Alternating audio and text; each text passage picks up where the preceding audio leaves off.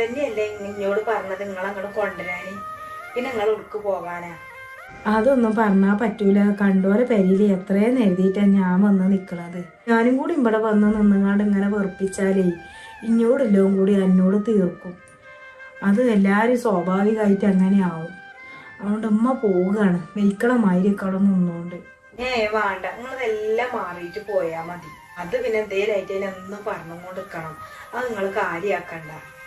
ഇമ്മ എങ്ങനെയെങ്കിലൊക്കെ അവിടെ നിന്നോളൂ. അതൊന്നും ഇപ്പൊ ആലോചിച്ചങ്ങാണ്ട് ഇറങ്ങാറാണ്ട്. അമ്മ പോട്ടെ. അപ്പൊ അവിടെ വീട്ടിക്ക് പോയാൽ ആരമ്മ നിങ്ങളെ നോക്കാന് ആരും ഇല്ലല്ലോ. നിങ്ങൾ ഇവിടെ നിന്നോളി. പിന്നെ ഇപ്പൊ കുട്ടിമാര് കുഴപ്പമില്ലല്ലോ. പിന്നെ ഇപ്പൊ എന്താ, കുട്ടിമാരല്ലേ ഈ പെരീത്തെ കാര്യങ്ങളൊക്കെ നോക്കണത്. നിങ്ങളൊന്നും ഉണ്ടാകുന്നാണിമ്മ.